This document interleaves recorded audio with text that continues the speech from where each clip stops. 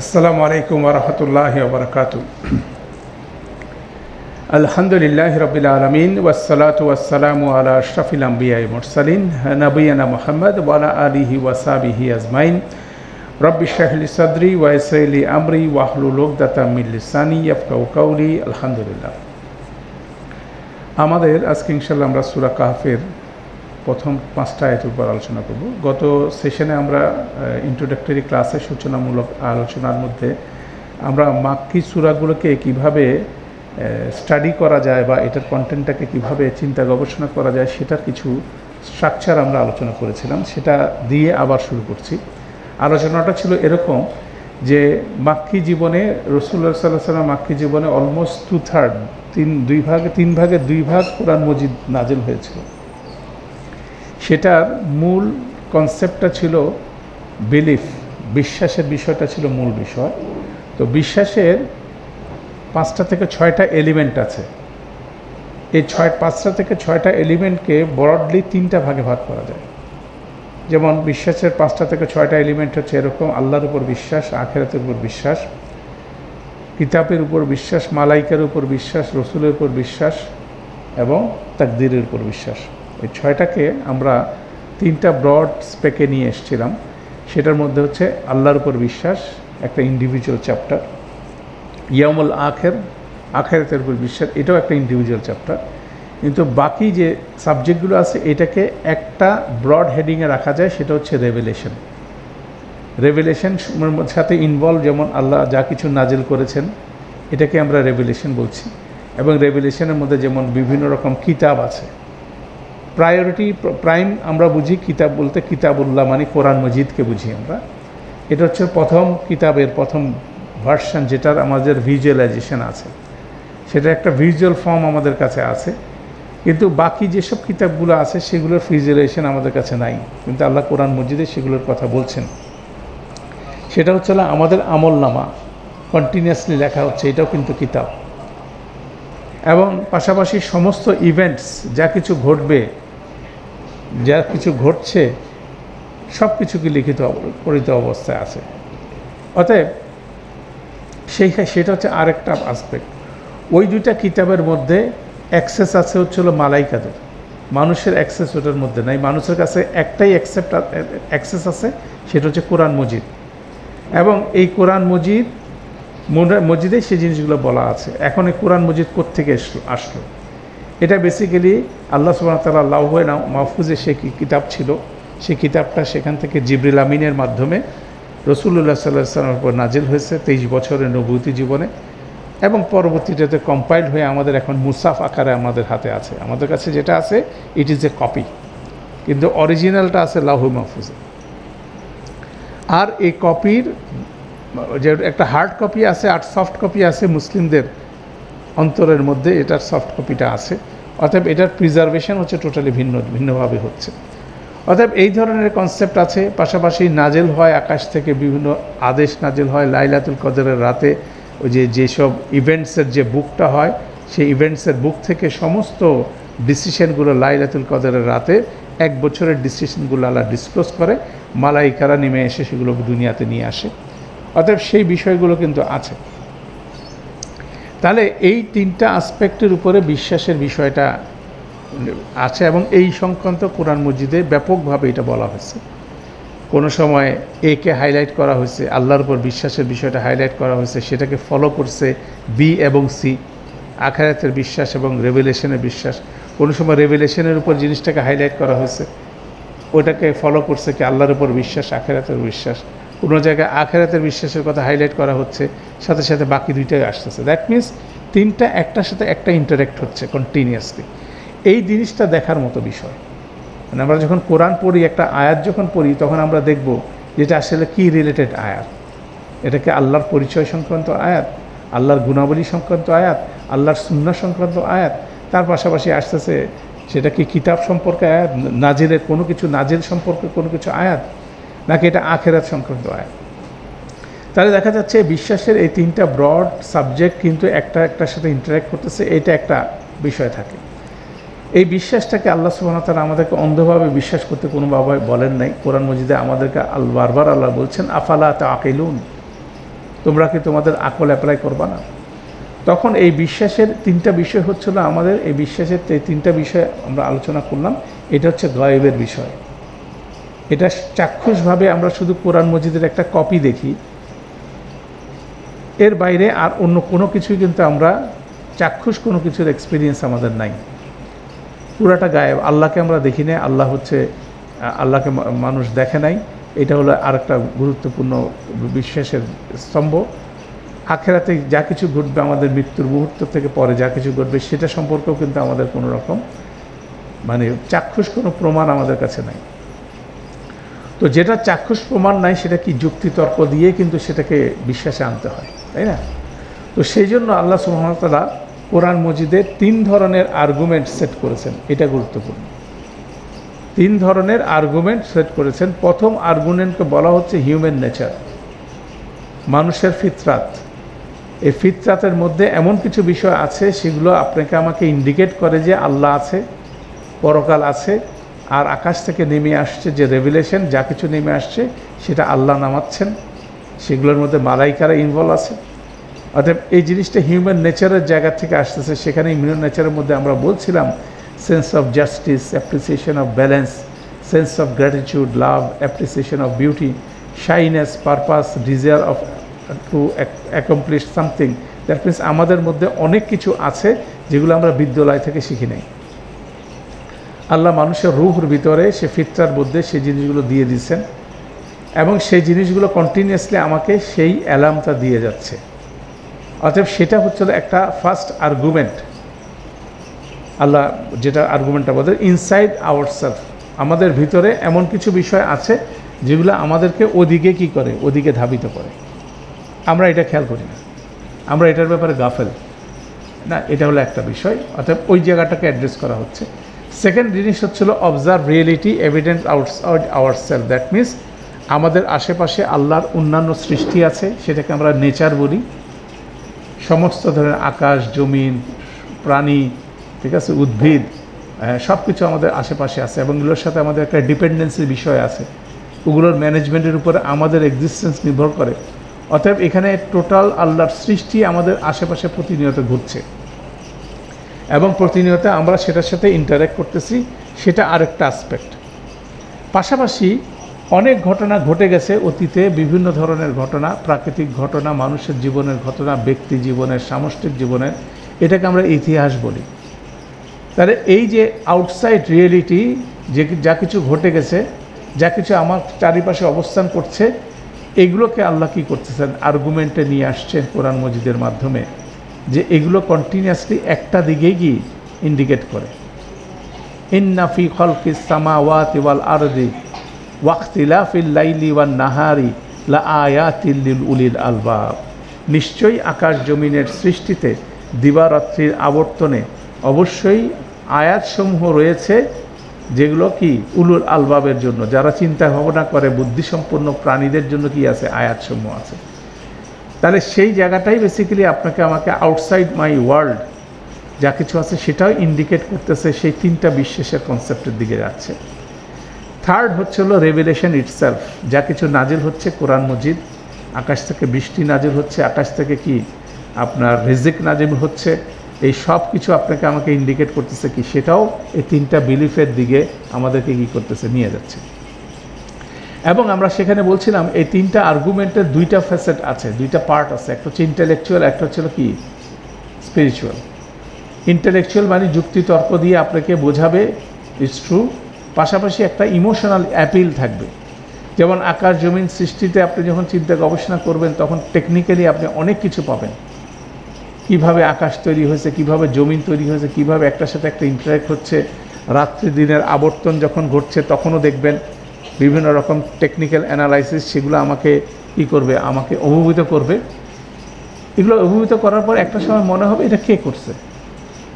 এটা আমরা সব কিছুর পিছনে ম্যানুফ্যাকচার খুঁজি না। আপনার হাতে একটা যদি দামি একটা ঘড়ি দেখি, সাথে সাথে আমার কাছে মনে হবে যে ঘড়িটার কোম্পানিটা কি। একটা গাড়ি চলে গেল খুব সুন্দর আমার সামনে দিয়ে, তাহলে আমি চিন্তা করব যে গাড়িটা কে বানাইছে। অর্থাৎ ম্যানুফ্যাকচারার কে, definitely manufacturer, there is a manufacturer, there is a manager, there is a একটা সিস্টেম কাজ করছে, এবং সেটার মধ্যে যে আমি ডিপেন্ডেন্ট হয়ে আসি, এগুলো রিয়েলাইজেশনের মাধ্যমে আমার হার্ট কী হয়, ইনফ্লুয়েসড হয়। ইন্টেলেকচুয়ালি আমি কনভিন্সড হই, আমি স্পিরিচুয়ালি কনভিন্সড হই। এই তিনটা আর্গুমেন্টের মধ্যে এই দুইটা ফ্যাসেট আছে, এই দুইটা পার্ট আছে, কন্টিনিউয়াসলি আমাকে রিমাইন্ড করে।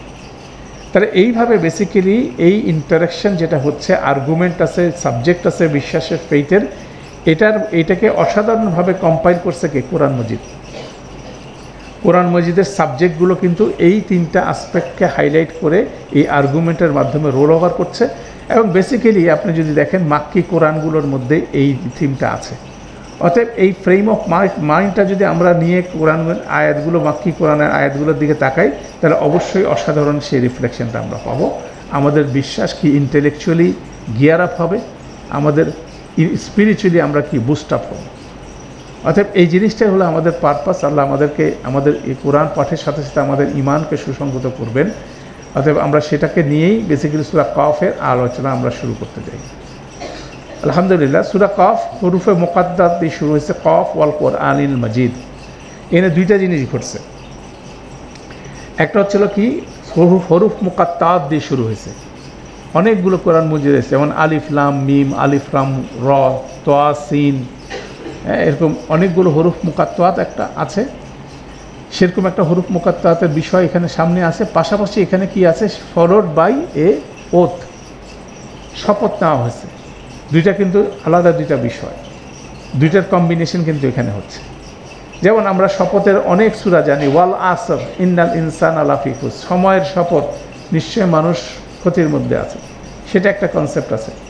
তারপরে ওয়াল লাইল ওয়াস শামস, রাতের শপথ, শামসের শপথ, সূর্যের শপথ, এইভাবে কিন্তু সূরাগুলো আছে, তাই না?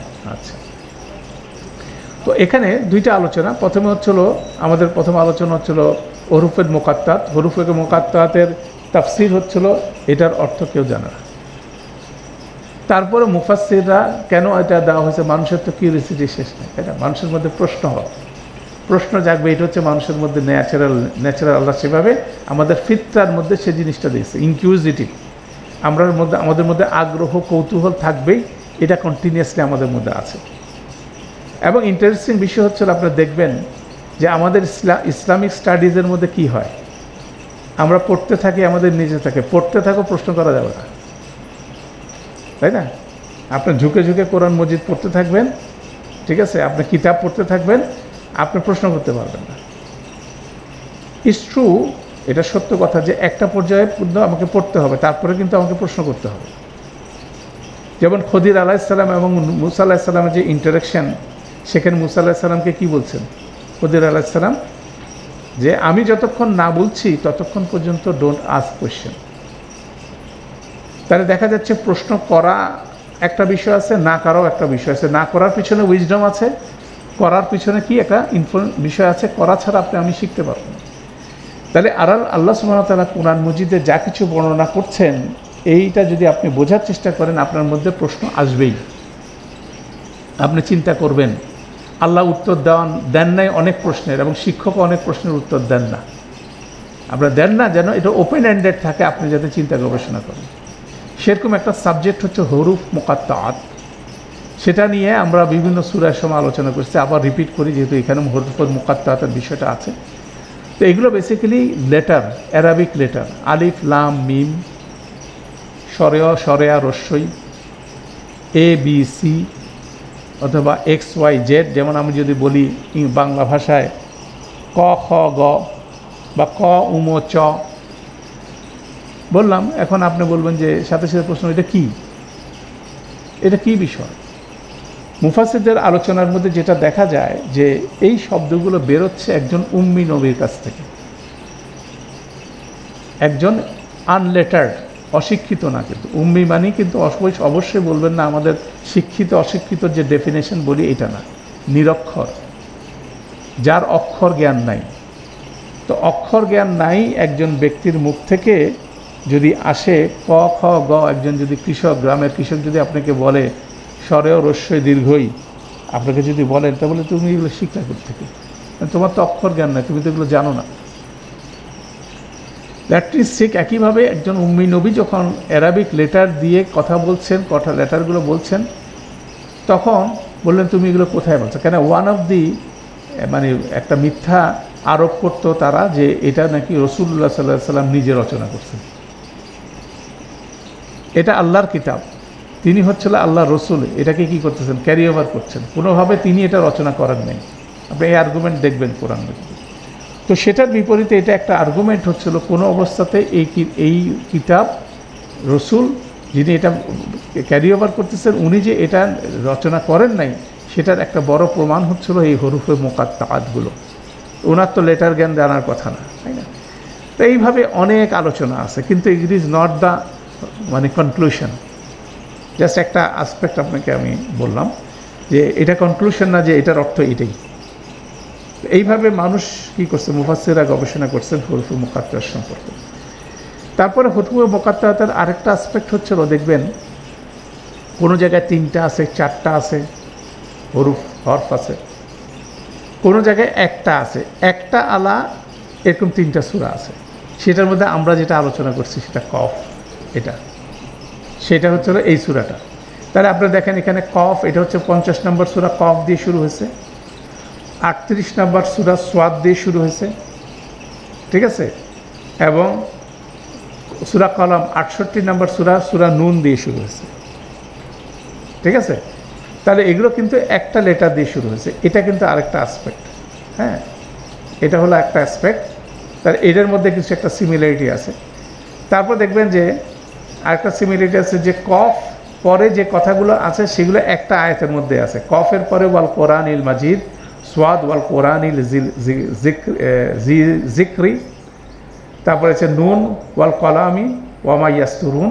তাহলে দেখাচ্ছে নুন এই হরুফে মুকাত্তাআত এবং পরে যেটা কথাগুলো বলা হচ্ছে এটা কি একটা আয়াতের মধ্যে আছে, ঠিক আছে? এটা কিন্তু যখন আমরা দেখব ইয়াসিন একটা আয়াত, ওয়াল কোরআনিল হাকিম আরেকটা আয়াত। আবার এখানে যদি দেখেন সূরা ইউসুফে আলিফ লাম র তিলকা আয়াতুল কিতাবিল মুবিন, এখানে আবার কি দেখা যাচ্ছে, এটা একটা আয়াতের মধ্যে আছে। তার বিভিন্ন রকম কম্বিনেশন এখানে আছে।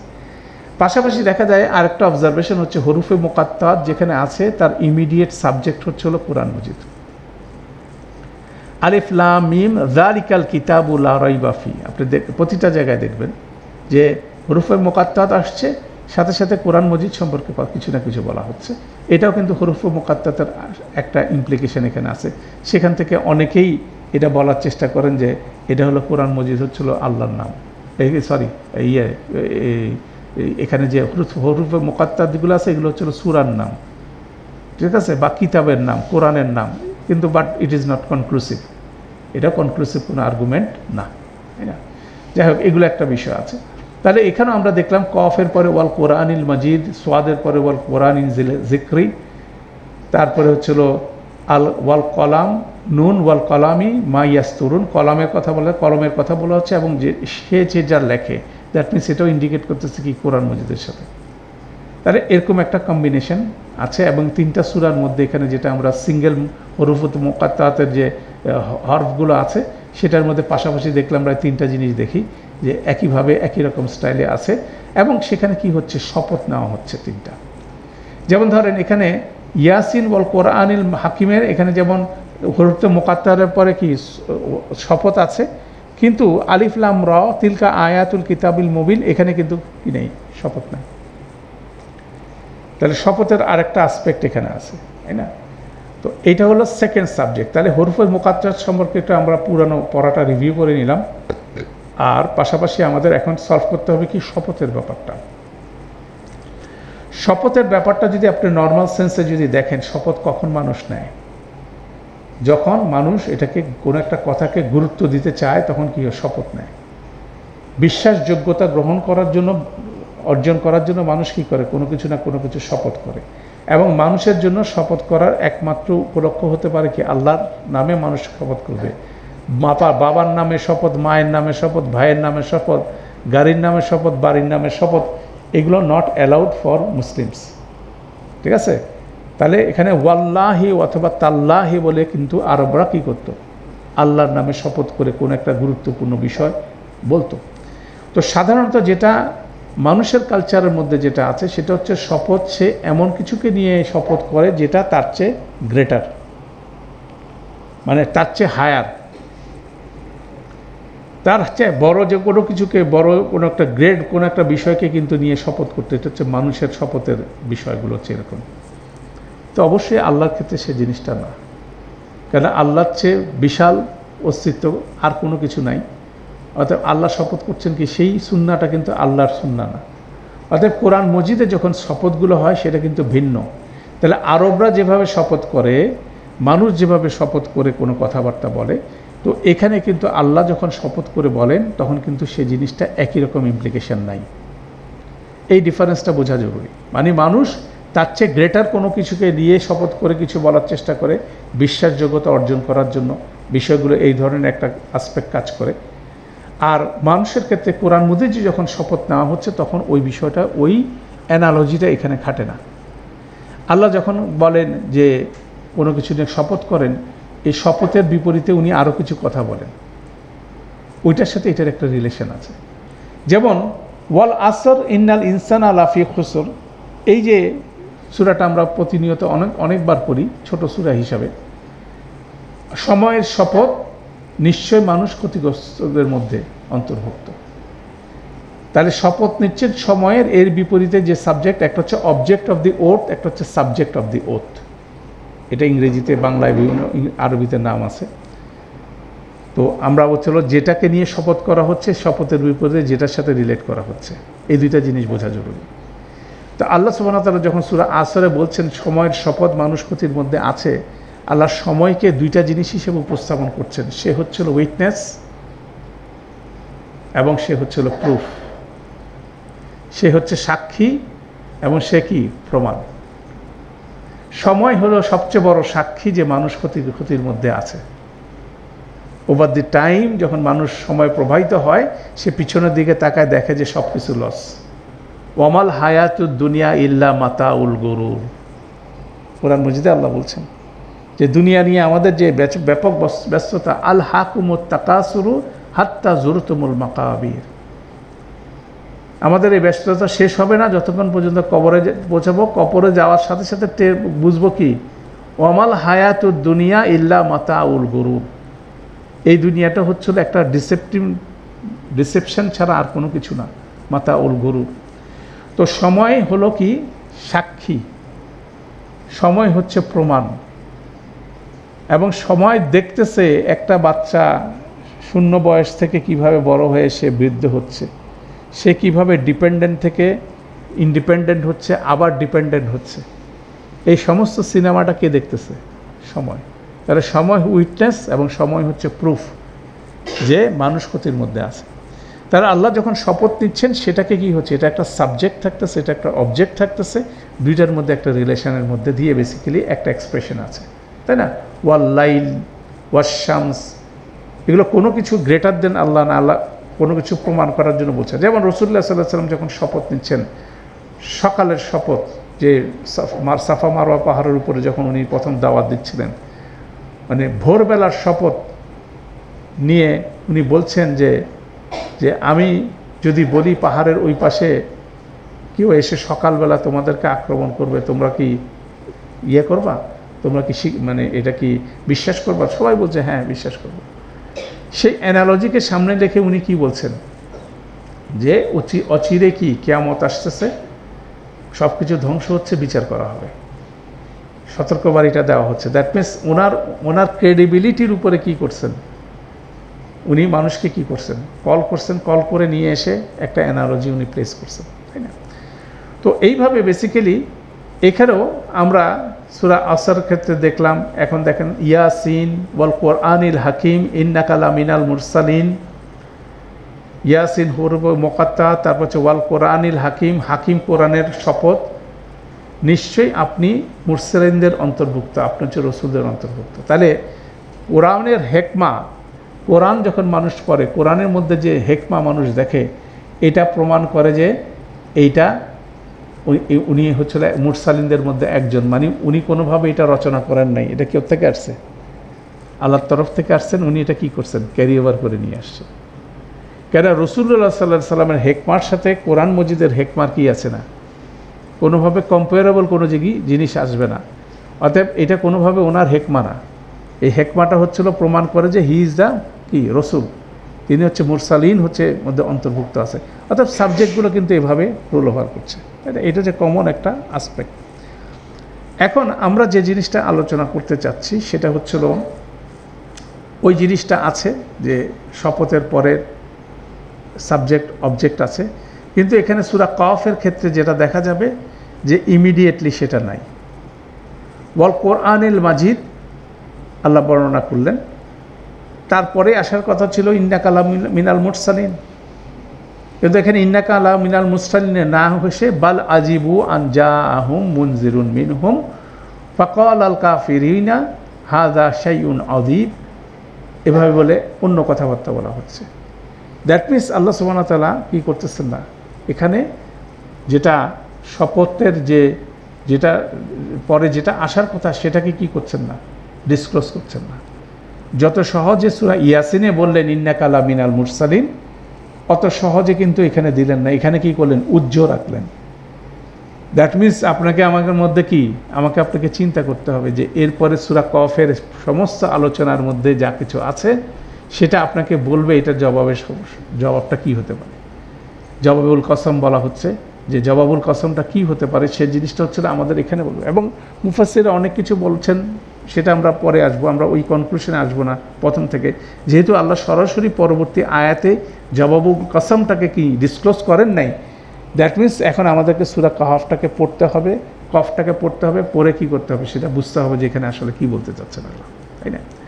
আচ্ছা, তো যে তিনটা সূরার মধ্যে আমরা আলোচনা করছিলাম, সূরা কফ, সূরা সাদ, সূরা নুন, আর একটা সুন্দর সিমিলারিটি হচ্ছিল তিনটা সূরাই কিন্তু একটা কনসেপ্ট দিয়ে শেষ হয়েছে, সেটা হচ্ছিল আল্লাহ জিকির সম্পর্কে বলা হচ্ছে। যেমন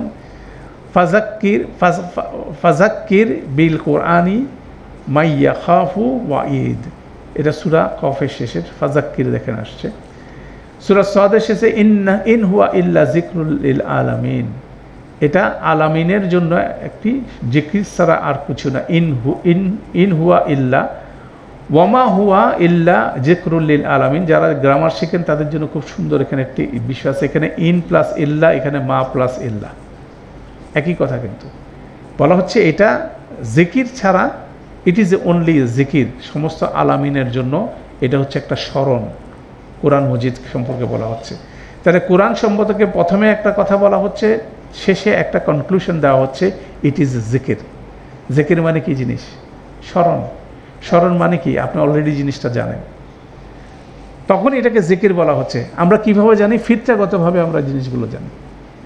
আমাদের রূহ আল্লাহর সাথে কথা বলছে এবং সে বলছে কি, আল্লাহ যখন জিজ্ঞাসা করছে আলাস্তু বি রব্বিকুম, আমি কি তোমাদের রব না, তখন আমাদের রূহ বলে আসছে বালা শাহিদ না, অবশ্যই আমরা সাক্ষ্য দিচ্ছি।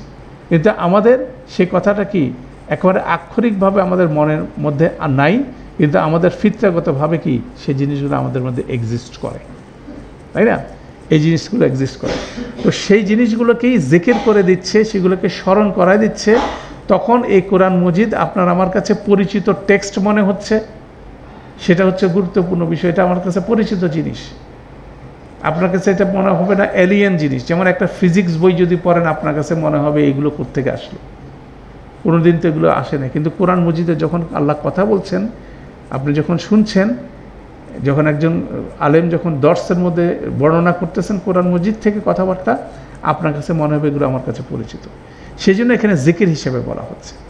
তারপর ইন্টারেস্টিংভাবে সূরা সাদ এবং সূরা কফের মধ্যে আপনি দেখবেন একই রকম সাবজেক্ট আসছে। যেমন এখানে সূরা সাদের কফের সেকেন্ড আয়াতে বাল, বরং আজিবু, তারা অবাক হচ্ছে, আন জাআকুম মুনজিরুন মিনহুম, একজন সতর্ককারী এসছে তাদের মধ্যে থেকে। ফাকালা কাফিরুনা, তা অতঃপর যারা কুফর করছে তারা বলছে হাজা শাইউন আজিব, এটা তো আজব একটা বিষয়। সূরা সাদের মধ্যে দেখেন ওয়া আজিবু, এখানে বাল নাই, এখানে শুধু আজিবু আছে। তারা অবাক হচ্ছে, আন জাআহুম মুনজিরুন মিনহুম, একেবারে কপি পেস্ট। তারপর বলা হচ্ছে ওয়াকালা, অতঃপর তারা বলল, আল কাফিরা বলল হাজা সাহিরুন কাদ্দাবুন, সে হচ্ছিল একজন কি জাদুকর, ধোঁকাবাজ। রাসূল সাল্লাল্লাহু আলাইহি ওয়াসাল্লামকে তারা ডিনাই করছে। তো ইন্টারেস্টিং বিষয় কিন্তু এটা যে আলোচনাটা হচ্ছে এভাবে যে আমরা 3টা সাবজেক্টের কথা বলছিলাম, আবার স্মরণ করেন। আমরা 3টা সাবজেক্টকে আল্লাহর উপর বিশ্বাস, পরকালের বিশ্বাস, শেষে হচ্ছিল রেভেলেশনের উপর বিশ্বাস। দেখেন, আল্লাহর উপর বিশ্বাস এবং পরকালের বিশ্বাসের কোনো না কোনো কনসেপ্ট নিয়ে মাথা ঘুরে বেড়ায়, মানুষ ঘুরে বেড়ায় না। হিন্দুদের মধ্যেও কিন্তু আল্লাহর কনসেপ্ট আছে, হিন্দুদের মধ্যে পরকালের কনসেপ্ট আছে। প্রতিটা ধর্ম, প্রতিটা বিলিফ সিস্টেম দুনিয়াতে যা কিছু দেখেন আমরা, সবগুলোর মধ্যে কি আছে? আল্লাহর কনসেপ্ট আছে, আফটার লাইফের কনসেপ্ট আছে, বিভিন্ন কনসেপ্টগুলো আছে। যখন রেভেলেশন আসে, যেটার ভিত্তিতে এটা করতে হবে সেটার মধ্যে ভ্যারিয়েশন আছে, তর্ক বিতর্ক কিন্তু সেখান থেকেই শুরু হয়। ঠিক আছে, আল্লাহর বর্ণনা কি হবে, পরকালের বর্ণনা কি হবে, এটা কোথায় আছে? কোরআন মজিদ আছে। কোরআন মজিদে আসছে কোত্থেকে? একজন রসুলের মাধ্যমে আসছে। এখন রসুলের উপর বিশ্বাস স্থাপন করার আগ পর্যন্ত আমি কোরআনের উপর বিশ্বাস স্থাপন করা আমার জন্য কি হবে না, অথেন্টিক হবে না। কেন? তৎকালীন সময় এই কোরআন মজিদ বেরোচ্ছিল কার মুখ দিয়ে? আকাশ থেকে কোনো বই নেমে আসে নাই। শুধু মুসা আলাইহিস সালামের 10 কমান্ডমেন্ট ছাড়া আর কোনো কিছু কিন্তু আকাশ থেকে নেমে আসে নাই। তাহলে এটা কিন্তু একটা গুরুত্বপূর্ণ কনসেপ্ট। তাহলে সেই জিনিসটাই কিন্তু প্রথম এখানে অনুরিত হচ্ছে, যে এই চ্যালেঞ্জটা মানুষ করছে। তাহলে দেখেন, সেখানে প্রথম যেটা বলছে, বাল আজিবু, সূরা কাফের কথা, যে আন জাআকুম মুনজিরুন মিনহুম, বরং তাদের কাছে, তাদের মধ্যে থেকে একজন মেসেঞ্জার আসছে, এটা একটা আজব ব্যাপার। তাদের কাছে, তাদের মধ্যে থেকে একজন সতর্ককারী এসছে, এটা একটা আজব ব্যাপার। কেন সতর্ককারী তাদের মধ্যে থেকে কেমনে হয়? যেমন ধরেন, আমরা বললাম, যেটা আলোচনা করছিলাম, রাসূল সাল্লাল্লাহু আলাইহি সাল্লাম যখন বলছেন যে আমি যদি বলি পাহাড়ের ওই পারে একটা দুর্ধর্ষ বাহিনী বসে আছে তোমাদেরকে আক্রমণ করার জন্য, তখন সবাই কি মনে করবে? আপনি কি ওখানে গেছেন, দেখছেন? আপনি কি দেখে আসছেন বিষয়টা? তাহলে কোনো কিছু সম্পর্কে যদি সতর্ক করতে হয়, তাহলে কি করতে হবে? সতর্ককারীকে ওই জায়গা থেকে আসতে হবে। মানে সে আমাদের মধ্যেই আছে, সে পরকালে যে ফিরে আসলো কবে? কনফিডেন্টলি বলতেছে মৃত্যুর পরে এই হবে, সেই হবে, অনেক কথা বলছে না? তো সেই আপনি দেখেন, সেটা আমাদের মতো জন্মের পর থেকে তো আমরা দেখছি মুহাম্মদ সাল্লাল্লাহু আলাইহি সাল্লাম কীভাবে বড় হলো, তার বাবাকে, তার মাকে, তার ভাইকে, তার কোনো ভাই বোন নাই, হ্যাঁ, তো এতিম হিসাবে বড় হয়েছে, তার সমস্ত জিনিস আমাদের কাছে সামনে। তো সে যে এই কথাগুলো বলছে, সে তো আমাদের মধ্যে থাকলো, সে জানলো কীভাবে? দ্যাট মিনস এটা একটা গুরুত্বপূর্ণ কনসেপ্ট, যে সতর্ককারী আমাদের মধ্যে থেকে হলে আমি এটাকে বিশ্বাস করব না। নর্মাল একটা মানুষের আচরণগতভাবে এই বিষয়টা কিন্তু আসে। আবহাওয়া দপ্তর থেকে যখন ব্রডকাস্ট হয় তখন আপনি এটা বিশ্বাস করেন, কিন্তু আপনার নিকটাত্মীয় যদি বলে যে এখন ঝড় হবে, তখন আপনার নিকটাত্মীয় জিজ্ঞাসা করেন আপনি কোত্থেকে জানলেন? যখন বলবে যে আমি আবহাওয়া অফিস থেকে জানলাম, তাহলে তখন সে কী করবে? ঠিক আছে, আবহাওয়া অফিস থেকে যদি বলছেন তাহলে আমি এটা মেনে নিলাম, আদারওয়াইজ কি আবহাওয়া অফিস সম্বন্ধে আপনি জানেন। অতএব দেখা যাচ্ছে যে সেখানে একটা বিশ্বাসের একটা লিঙ্কেজ আছে। তাহলে এটা হলো মুনজিরুন মিনহুমের একটা গুরুত্বপূর্ণ বিষয়। তাহলে এই কনসেপ্টটা এই আয়াতের মধ্যে, এই পার্টটার মধ্যে দেখবেন, বাল আজিবু আন জাআহুম মুনজিরুন মিনহুম, এটা হচ্ছে সবার জন্য প্রযোজ্য। ওই কাউমের মধ্যে সবার জন্য প্রযোজ্য, সবার মধ্যে এই কিউরিসিটিটা, এই কৌতূহলটা আসছে যে আমাদের মধ্যে থেকে একজন কিভাবে আমাদেরকে সতর্ক করে, যে কোনো অবস্থায় কি ওই জায়গাগুলো ভিজিট করে আসে না, যে সম্পর্কে তিনি সতর্ক করতেছেন। এই কৌতূহলটা কিন্তু সবার মধ্যে আছে। কিন্তু তারপর আল্লাহ বললেন ফাকাল আল কাফিরুনা, এরপর বললেন কে কাফিরুন, যারা এই সতর্কবাণীকে সবাই ডিনাই করলো না।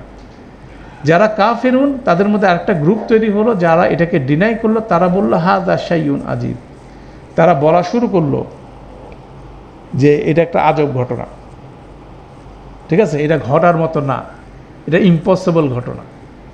বোঝা গেছে? দুইটা গ্রুপ কিন্তু এখানে একটা আছে। সবাই অবাক হবে, ইটস ট্রু, কিন্তু যারা কাফের তারা এসে কি করবে? এটার বিপরীতে কি করা, ক্যাম্পেইন করার চেষ্টা করবে, যে তারা বলবে যে না, কোনোভাবে এটা না। এবং কাফের শব্দের মধ্যে এখানে ডেফিনেশনটা গুরুত্বপূর্ণ। কাফের শব্দের অর্থের মধ্যে আছে যে জেনে বুঝে অস্বীকার করে তাকে বলা হয় কাফের। যে না বুঝে অস্বীকার করে তাকে কিন্তু কাফের বলা হচ্ছে না।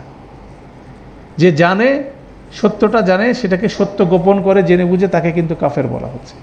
দ্যাট মিনস যে এটাকে ডিনাই করতেছে সে বাই হিজ ফিতরা আর সার ফিতরা, তার নিজের ফিতরা থেকে সেটা বুঝতেছে ইটস ট্রু, এটা সত্য ঘটনা।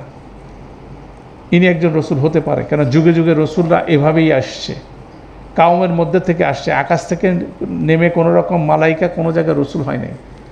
অতএব তাদের যাদের জ্ঞান বুদ্ধি আছে তারা সেখান থেকে জেনে বুঝে এটাকে অস্বীকার করে তারা যে ক্যাম্পেইনটা চালাচ্ছে হাজা শাইউন আজিব, দ্যাট মিনস তারা মানুষের মধ্যে কিউরিওসিটিটাকে কি করতেছে, তাদের ফরে এটাকে কাজে লাগাচ্ছে, যে হাইপটা তৈরি হয়। এবং সেক্ষেত্রে কিন্তু সে জিনিসটা হয় যে সব জায়গায় দেখবেন যেদিকে জনমত যায় সেটাকে ইউজ করে মানুষ কি ম্যানিপুলেশন করে,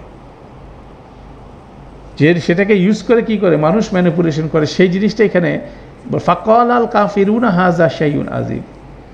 এবং আজব জিনিসটা হচ্ছিল দুইটা জিনিস, এই জন্য দুইটা জিনিস এখানে মাঝখানে এই কথাটা বলা হলো শাইউন আজিব। কেননা যে সতর্ককারী সে কি বলছে যে তোমাদেরকে মৃত্যুর পরে আবার কি করা হবে, পুনর্জীবিত করা হবে। অতএব তোমরা কি করো, সেই সময়ের জন্য কি নিজেকে প্রস্তুত করো। সাথে সাথে আমাদের মধ্যে থেকে একজন মেসেঞ্জার আসছে যে এখনো মরে নাই, মরে যায়, যে ঘুরে এসে বলে নাই যে ঘটনা ঘটতে যাবে। সেই পরের আয়াতে বলছে আইদা মিতনা ওয়াকুন্না তুরাবান, আমরা যখন মরে যাব এবং মাটিতে রূপান্তরিত হয়ে যাব তারপরে আমাদেরকে কি করা হবে, পুনরুত্থিত করা হবে। জালিকা রাজিউন বাইদ, এটা অনেক দূরের ব্যাপার। রাজিউন বাইদ বলতে যে জিনিসটা হচ্ছে, বাইদ বলতে দূরের কথা বলা হচ্ছে। দ্যাট মিনস এখানে দুইটা জিনিস আসে। একটা জিনিস হচ্ছিল এইভাবে ঘুরে আসার বিষয়টা হচ্ছে অনেক দূরের ব্যাপার, কেননা আমিও এভাবে আসতে পারবো না, আমাকেও কেউ আনতে পারবে না। এটা অ্যাক্টিভ প্যাসিভ দুই ধরনের অর্থ হয়। সে মনে করে, যে কাফের মনে করে তার সমস্ত কর্মের নিয়ন্ত্রক সে যেটা করে সেই সব কিছু করে, তার কাজ অন্য কেউ করে দেয় না। তাহলে তাকে ঘুরে ফিরে আসতে হবে, সে মাটির সাথে মিশে গেছে, এখন পর্যন্ত তো কেউ ফিরে আসে না, এখানে মাটির সাথে মিশে গেলে ফিরে আসে না। অতএব আমি ফিরে আসবো না, এবং আমি যেহেতু কাউকে দেখি না ফিরে আসতে, অতএব কেউ ফিরে আসবে না, কেউ তাকে আনতে ক্যাপাবল না। দুইটা কথাটাই সেখানে বলছে। আইদা মিতনা ওয়াকুন্না তুরাবান, আমরা যখন মৃত হয়ে যাব এবং তুরাবে পরিণত হব। কেন প্রতিনিয়ত যখন সে আর তার যে মৃত হচ্ছে তাকে যখন দাফন করছে, তখন সে কবরের ভিতর থেকে হাড়গোড় পাচ্ছে, কিন্তু কোনো অস্তিত্ব খুঁজে পাচ্ছে না, এমনভাবে ডিস্ট্রয় হয়ে গেছে সেটা। এটাকে রিঅ্যাসেম্বল করার কোনো টেকনোলজি তার মধ্যে নাই, তার কোনো নো হাউ সেটার মধ্যে নাই। তাহলে সেই জায়গা থেকে সে বলতেছে এটা যদি মাটির সাথে মিশে যায় তারপর এটাকে আবার আনা হবে, হ্যাঁ, তাহলে এটা কিভাবে সম্ভব? অতএব এটা অবশ্যই একটা আজব ব্যাপার। তাহলে আমরা দেখা যাচ্ছে যে এখানে আজবের ব্যাপারে দুইটা জিনিস আছে। একজন মেসেঞ্জার কিভাবে আমাদের মধ্যে থেকে হয়, এটা একটা আজব ব্যাপার। আর আজব ব্যাপার হচ্ছিল একজন মেসেঞ্জার মানে একজন সতর্ককারী, আর যে বিষয় সে সতর্ক করছে সেটাও কিন্তু আজব ব্যাপার। দুইটা জিনিসকে তারা ডিনাই করছে। তাদের মধ্যে থেকে সতর্ককারী হতে পারে না, লজিক্যালি তারা বলার চেষ্টা করতেছে সতর্ককারী আসতে হবে বাইক থেকে, সে যে জিনিসটা ভিজিট করে আসবে। আর সে যে কনসেপ্টের কথা বলছে যে মৃত হওয়ার পরে আবার জীবিত হবে, সে জিনিসটা কি কোনোভাবে সম্ভব না। তাহলে এই দুইটা জিনিসকে তারা ডিনাই করতেছে, এবং সেই জিনিসটা কিন্তু সব জায়গার বিষয়, এবং অ্যান্টি বিলিফের জায়গাগুলো কিন্তু এটাই, এবং সেটাকে আল্লাহ এখানে হাইলাইট করতেছে। তাহলে আমরা দেখলাম যে এইভাবেই সেই রেসপন্সটা তারা করলো, মানে রসুলের বিপরীতে। সেজন্য অনেক মুফাসসিররা বলছেন ওয়াল কোরআনিল মাজিদ ইন্নাকা লামিনাল মুরসালিন, যেটা সূরা ইয়াসিনের আছে, সেটাও এটার পরে উজ্জ হিসাবে থাকবে। তিনি একজন মুরসালিনদের অন্তর্ভুক্ত, সেজন্যই উনি সতর্ক করতেছেন, এবং সতর্ক যেটা করতেছেন দ্যাট ইজ ট্রু। অনেকে মুফাসসিররা সেটা বলছেন। কিন্তু বিশেষ সূরা ইয়াসিন কোন জায়গার সূরা মাদানী সূরা, সূরা ইয়াসিনের কনসেপ্টটা বেসিক্যালি ইমিডিয়েট যারা এটার মধ্যে আছে, যারা এটার লিসেনার আছে, তারা এই জিনিসটাকে কিন্তু ওভাবে প্রসেস করতে পারে না। তারা ফার্স্ট অফ অল যেটা দেখতেছে যে তারা চায় যে এক্সপ্লিসিট ওয়েতে এটা থাকুক, কিন্তু এখানে যে এক্সপ্লিসিট না হয়ে ইমপ্লিসিটভাবে বলা হচ্ছে, যে জিনিসটা হচ্ছে পুনরুত্থানের বিষয়টা বলা হচ্ছে। আচ্ছা, আরেকটা জিনিস এক্সপ্লেন করি না, কোরআনুল মাজিদ, কোরআনুল হাকিম, এগুলোর মধ্যে পার্থক্যটা কি? হাকিম শব্দটা আসছে সূরা ইয়াসিনে ব্যবহার হয়েছে, এটা হচ্ছে আমরা বলি প্রজ্ঞাময় কোরআন, বিজ্ঞানময় কোরআন, ওয়েল অর্গানাইজড কোরআন, অনেক কিছু হাকিম শব্দের মধ্যে আছে। মাজিদ শব্দটা হচ্ছিল কোরআনের ক্ষেত্রে ব্যবহার হয়েছে, আর্টসের ক্ষেত্রে ব্যবহার হয়েছে। কোরআন মজিদে যদি আপনি দেখেন, সেখানে কোরআন সম্পর্কে মাজিদ শব্দটা ব্যবহার হয়েছে, আরশুল মাজিদ, সেখানেও কিন্তু মাজিদ শব্দটা ব্যবহার হচ্ছে। বাংলা যদি ট্রান্সলেশন করেন তখন দেখবেন বললেন মর্যাদাপূর্ণ কি কোরআন। মর্যাদা যদি আমরা বলি, মর্যাদাকে যদি আপনি বাংলা ট্রান্সলেশন করেন, বাংলা অনুবাদ করেন, তাহলে কি হবে? মর্যাদা বলে আমরা কি বলি? রেসপেক্ট, সম্মান। তো মাজিদ শব্দটা ইসম ফাইল, এটা কিন্তু আমরা যারা গ্রামার জানি তাদের ক্ষেত্রে আমরা কি এটাকে দুইটা অ্যাক্ট করে। ফাইল হিসাবেও একটা রোল আছে, মাফুল হিসাবে একটা রোল আছে। দ্যাট মিনস সেখানে বলা হচ্ছিল যে আমরা বুঝি সম্মানিত মানে একজনকে সম্মান করা হচ্ছে, এটা একটা কনসেপ্ট, ঠিক আছে? একজনকে সম্মান করা হচ্ছে, একজন রাজাকে সম্মান করা হচ্ছে। কিন্তু আল্লাহ সুবহানাহু ওয়া তাআলার সুন্নাহটা কিন্তু ভিন্ন জিনিস। তিনি কি করতেছেন? আরেকজনকে সম্মানিত করছেন। তাহলে মাজিদ শব্দের মধ্যে কিন্তু সম্মানিত করা, সম্মানিত হওয়া, দুই জিনিসটাই কিন্তু আছে। যিনি সম্মানিত করছেন তিনি নিজেই সম্মানিত হচ্ছেন, যার কাছে অসম্মান আছে তিনিই তো সম্মান দিতে পারেন। তাহলে দেখা যাচ্ছে তিনি সম্মানিত হয়ে সম্মানিত হচ্ছেন। এই কনসেপ্টটা কিন্তু গুরুত্বপূর্ণ, যেটা কি কোরআন মজিদ যে জিনিসটা করছে। অতএব কোরআনকে আপনি যতই ক্রিটিসাইজ করেন না কেন, সে কি কন্টিনিউয়াসলি মর্যাদা দিচ্ছে, এবং মর্যাদা কি করছে? সে সম্মানিত। তাকে অপমানিত করার কোনো সুযোগ নেই। যেমন রসুলকে তারা অত্যাচার করছে। রসুল যখন রসুল সাল্লাল্লাহু আলাইহি ওয়াসাল্লাম যখন এই কোরআন মজিদ মানুষের সামনে উপস্থাপন করছেন, তার সাথে মানুষ কি করতেছে? অসৎ আচরণ করছে, তাকে পাগল বলছে, মন্দ নামে ডাকছে।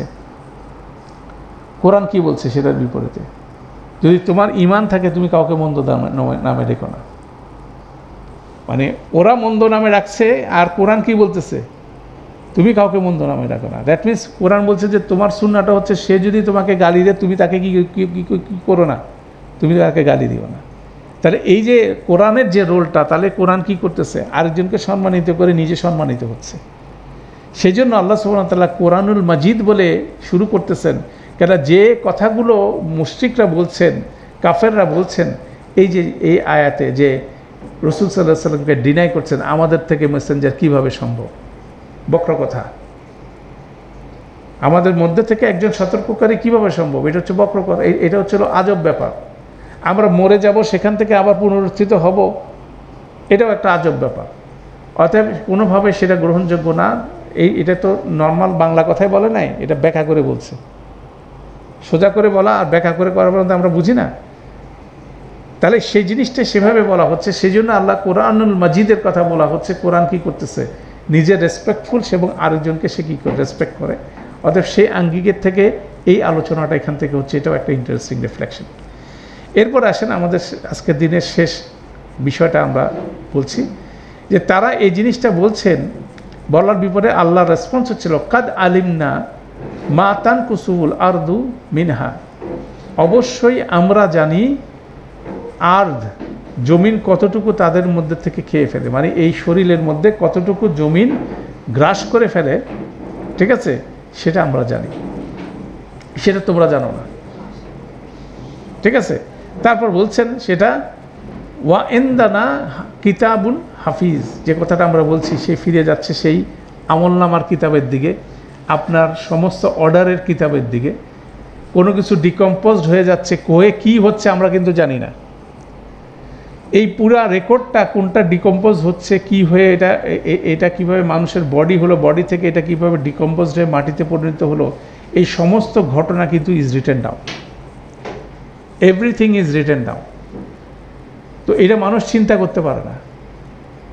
ইন্না যালিকা আলাল্লাহি ইয়াসির, এগুলো আল্লাহর জন্য খুব সহজ ব্যাপার। সূরা হাদীতে আমরা অলরেডি সেই ব্যাপারে বলছি। আল্লাহ বলছে মা আসাবা মিন মুসিবাতিন ফিল আরদি ওয়ালা ফি আনফুসিকুম ইল্লা মিন কাবলি আন নাবরাআহা। আকাশ জমিনে যা কিছু ঘটে, পৃথিবীতে যা কিছু ঘটে, বিপর্যয় ঘটে, পজিটিভ নেগেটিভ, তোমাদের ভিতরে যা কিছু ঘটে, ইন্টারনাল এক্সটার্নাল সব কিছু, এগুলো ঘটবার অনেক আগেই আমরা এগুলোকে লিখে রেখেছি। ইন্না যালিকা আলাল্লাহি ইয়াসির, এটা আল্লাহর জন্য খুব সহজ ব্যাপার। তো সেই জায়গা থেকে আল্লাহ বলছে যে পৃথিবী কতটুকু খেয়ে মাটি করে ফেলতেছে, কতটুকু রাখতেছে, এটার ব্যাপারে আল্লাহর সমস্ত রেকর্ড আছে। প্লাস তোমরা মনে করতেছো এখানে মাটির সাথে মিলে গেলে আমার আমল নামার কোনো এক্সিস্টেন্স নাই, ওই কিতাবের কথা। তাহলে দুইটা কিতাবের কথা কিন্তু এখানে বলা হচ্ছে। আমরা যে তিনটা কিতাবের কথা আলোচনা করছি, এটা হচ্ছে কোরআন মজিদ, সেটা দিয়ে আলোচনা শুরু হলো। এখানে কিন্তু একসাথে দুইটা কিতাবের কথা বলা আছে। ওয়া ইনদানা কিতাবুন হাফিজ, আমাদের কাছে রয়েছে কিতাব, একটি কিতাব, সেটা হচ্ছে সুরক্ষিত। একটা হচ্ছে তোমাদের আমল নামার কিতাব রেকর্ড আছে। আর এখানে যে তোমার বডিটা যে পচে কী হয়ে যাচ্ছে, মাটিতে রূপান্তরিত হয়ে কোন অণুর সাথে কোন কী রিয়েক্ট করে কিভাবে কোথায় আছে, সেই জিনিসটা কি আমরা জানি। That is also written down, সেটা আল্লাহ সুবহানাহু ওয়া তাআলা জানেন। সে জিনিসটা আল্লাহ বলছেন। তারপর আল্লাহ বলছেন রিয়েল ফ্যাক্টটা বলছেন যে এইসব কথাবার্তা যা কিছু বলছে এটার ভিতরকার ইনার পজিশন, কেন তাদেরকে আল্লাহ কাফার বলতেছেন। বাল কাযযাবু বিল হক, তারা সত্যটাকে কি করছে, মিথ্যা প্রতিপন্ন করছে। এখানে দেখেন দুইটা শব্দ ক্রাফটি ওয়েতে বলা হচ্ছে। কাফিরুন একটা শব্দ, একটা হচ্ছিল কাযযাবু তাকযিব, যেটা বলা হচ্ছিল মুকাজ্জিবুন আরেকটা শব্দ। এখানে কাফিরুন হচ্ছে সে ডিনাই করছে, আর মুকাজ্জিব কি হচ্ছে, সেটাকে মিথ্যা প্রতিপন্ন করতেছে। মানে দুই কাঠি সরস্যে, দুই কাঠি আগায় যে কথা বলছেন। আল্লাহ বলছেন তার এই যে কুফরি আচরণ, তার ভিতরকার ইনার সেলফ হচ্ছিল কি, বাল কাযযাবু বিল হক ফাল লাম্মা যা আহুম, যখন এটা তার কাছে আসলো সত্যটা, তখন সেটাকে মিথ্যা প্রতিপন্ন করলো। শুধুমাত্র ডিনাই করলো না, অস্বীকার করলো না, সেটাকে বললো যে ইট ইজ এ লাই, এটা মিথ্যা কথা, তাই না? সেই ফ্যাক্টটা আল্লাহ এখানে বললেন। দ্যাট মিনস সে সেটা জানে। কোত্থেকে জানে? তার ফিতরাগত জায়গা থেকে জানে, তার ইতিহাস থেকে জানে, তার আশেপাশে যা কিছু ঘটছে সব কিছুর এভিডেন্সলি সে জানে যে এই জিনিসটা ঘটতে যাচ্ছে। কিন্তু এই জিনিসটাকে যদি ঘটতে যাচ্ছে, এটাকে যদি সে আমলে নেয়, তাহলে কি হয়, তার সমস্যা আছে। এই জন্য বিল হক কাযযাবু বিল হক, তারা এই হাকটাকে, হাক শব্দের মধ্যে অনেকগুলো ডাইমেনশন আছে। হাক এবং সিদক, এই শব্দটাকে আমরা সিনোনিমাস ব্যবহার করি, দুইটাকে মনে করি সত্য। এটা অর্থ কোনো কিছু এভিডেন্স নিয়ে প্রমাণ হচ্ছে, সেটাই হচ্ছিল হাক। কোনো একটা রিয়েলিটি যদি থাকে, বাস্তবতা যদি থেকে থাকে, কাল্পনিক কোনো কিছু না, সেটাও কিন্তু হাক। তাহলে দুইটা অর্থ দেখলাম। একটা হচ্ছিল প্রমাণ দিয়ে, আপনার কোনো এভিডেন্স দিয়ে প্রমাণিত কোনো কিছু, প্রতিষ্ঠিত কোনো কিছু, এটাকে আমরা হাক বলছি। ইতিহাস থেকে প্রমাণ হয়ে আসছে, পূর্বপুরুষ থেকে প্রমাণ হয়ে আসতেছে। There is a belief system, সবার কাছে কি সেই বিলিফ সিস্টেমটার একটা ন্যারেশনস আছে। যারা যত বেশি জ্ঞানী, তারা সে সম্পর্কে তত ভালো জানে। তাহলে সেক্ষেত্রে হাক, এবং দ্যাট ইজ দ্য রিয়েলিটি। এটা হচ্ছিল সবচেয়ে কাল্পনিক কোনো কিছু না, প্রতিটা মানুষ মারা যাচ্ছে লাইফ সাইকেলে। থার্ড হচ্ছিল কি, থার্ড বিষয়টা হচ্ছিল এটার কি আছে, এটার একটা পারপাস আছে। আকাশ জমিন আল্লাহ বিল হক সৃষ্টি করেছেন, উইথ পারপাস সৃষ্টি করেছেন। অনথা মানে অযথা কোনো কিছু সৃষ্টি করে নাই।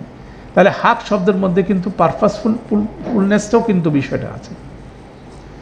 তাহলে একটা হচ্ছিল প্রমাণের মাধ্যমে সত্য হওয়ার বিষয় আছে, আরেকটা হচ্ছিল কি রিয়েলিটি, বাস্তবতার বিষয়গুলো আছে, আরেকটা হচ্ছিল পারপাসের বিষয়টা আছে। তাহলে এই বিষয়গুলো রেসপেক্টে তারা কি করতেছে, এগুলোকে ডিনাই করছে। কেননা এই জিনিসটাকে যদি, এবং আরেকটা গুরুত্বপূর্ণ বিষয় হাকের বিষয় হচ্ছিল রাইটস অ্যান্ড রেসপন্সিবিলিটি। তাহলে আপনাকে আমাকে যদি পরকালে পুনরুত্থিত হবেন এই বিষয়টা যদি বিশ্বাস করতে হয়, তাহলে আমাকে কি করতে হবে, পারপাসফুলি জীবনযাপন করতে হবে। আমার জীবনের একটা পারপাস থাকতে হবে। অমাল হায়াতুদ দুনিয়া ইল্লা মাতাউল গুরুর, এটাকে কি করতে হবে, বিশ্বাসের মধ্যে নিয়ে এসে আমাকে আখিরাতমুখী হয়ে নিজের কর্মপন্থা পরিবর্তন করতে হবে। আমাকে দায়িত্ব নিতে হবে, নিজের দায়িত্ব নিতে হবে, আরেকজনের প্রতি দায়িত্বশীল হতে হবে। আরেকজনের অধিকার ব্যাপারে সচেতন হতে হবে, আর নিজের ব্যাপারে আর নিজের দায়িত্ব সম্পর্কে সচেতন হতে হবে। ওইটা হচ্ছে বিল হক। এবং এটা কি যুক্তি তর্ক দিয়ে প্রমাণিত, যেহেতু সেটাকে অ্যাকসেপ্ট করতে হবে। দ্যাট মিনস আমি যখনই হককে গ্রহণ করতে যাচ্ছি, আমি বুঝতেছি যে সত্য, আমার জন্য আমার কি ডিসকমফোর্ট হচ্ছে, আমার যাপিত জীবন কি প্রশ্নবিদ্ধ হচ্ছে, আমার কমফোর্ট জোন থেকে বেরোয় আসতে হচ্ছে। অতএব আমি যেহেতু যেটা করব না, অতএব ওই কনসেপ্টটাকে নালিফাই করে দেওয়াই আমার জন্য কি কমফোর্টেবল জোন, যে আমি এটা অসত্য, এগুলো বাজে কথা, মারা গেলে এটা পুনরুত্থিত হবে না, কেউ কি কোনো দিন দেখছে, অতএব আমি যেটা করতেছি আমি সেটা করতে থাকবো, তাই না? তো সেজন্য আল্লাহ বলছেন বাল কাযযাবু বিল হক লাম্মা জাআহুম, যখন তাদের কাছে এটা আসলো, তারা এটা অনুভব করলো, সেটা শুধুমাত্র ডিনাই করে এটা ক্ষান্ত হলো না, তারা এটাকে অস্বীকার করলো। ফাহুম ফিল আমরি মারিজ, এবং তারা এটা করলো কিন্তু এটাতে কমফোর্টেবল হলো না। কেন? আল্লাহ তাদের ইনার সেলফ বলে দিচ্ছেন যে তারা ফিতরতগতভাবে যেহেতু একটা অস্বীকার করলো, এটাকে মিথ্যা প্রতিপন্ন করলে, সেটাতে তারা মনে করলো যে তারা কমফোর্ট জোনে আছে, আসলে তারা কমফোর্ট জোনে নেয়। আল্লাহ তার ইনার স্টেট সম্পর্কে কিন্তু কোরআন মজিদের আয়াত নাজির করে বলে দিলেন। আপনি কি অনুভব করতেছেন এটা করে, সেটা যখন আল্লাহ বলে দেয়, তখন আপনার কি এটাকে এড়ানোর আর কোনো সুযোগ আছে? সেখান থেকে আল্লাহ আবার এভিডেন্স দিচ্ছেন যে তুমি জায়গা মতো এসে বিশ্বাস করো আল্লাহর উপরে, রাইট আখেরের উপর হবে, যেভাবে এই রেভিলেশন তোমাকে ডিকটেট করছে, যেভাবে এই রেভিলেশন মানে এই রসুল তোমার সামনে যে কিতাব উপস্থাপন করছে, সেটার আসপেক্টে তুমি আল্লাহ এবং আখেরাতের উপর তোমার বিশ্বাসটাকে কি করো, স্থাপন করো। আর যদি তুমি এটাকে ডিনাই করো, এটার প্রতি যদি তুমি মিথ্যা প্রতিপন্ন করো, তুমি কিন্তু কমফোর্টেবল হবা না। তুমি কিসের মধ্যে থাকবা? ফাহুম ফিরি আমরিন মারিজ, তুমি সংশয়াকুল অবস্থায় রয়েছো, তুমি এই অবস্থায় থাকবা।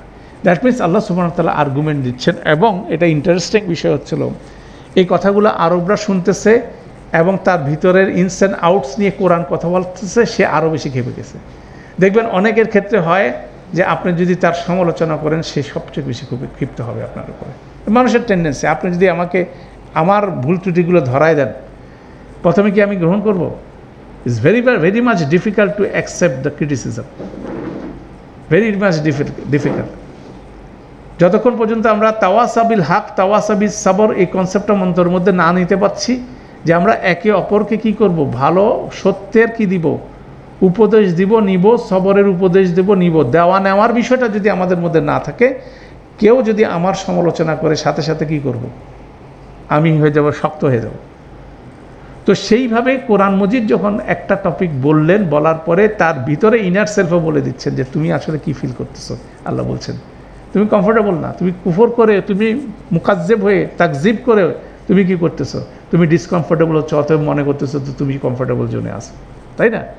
এইভাবে বেসিক্যালি আর্গুমেন্ট হচ্ছে। এই জন্য কোরআনকে কাফেররা কী জন্য এত বেশি, এই জন্য রাসূলুল্লাহ সাল্লাল্লাহু আলাইহি সাল্লামকে মেরে ফেলার জন্য, রাসূল সাল্লাল্লাহু আলাইহি সাল্লাম তো তাদেরকে মারতে চায় নাই। কেন রাসূল সাল্লাল্লাহু আলাইহি সাল্লামকে মারতে চাচ্ছে তারা? যে কোরআন তাদের ইনস অ্যান্ড আউটস ডিসক্লোজ করে দিচ্ছে। তারা নিজেদের ব্যাপারে কি, নিজেদের জায়গায় তারা কমফোর্টেবল না, অন্য কি বললো না, নিজের কাছে ডিসকমফোর্ট লাগতেছে। এই কথাটা শুনলে কি লাগে?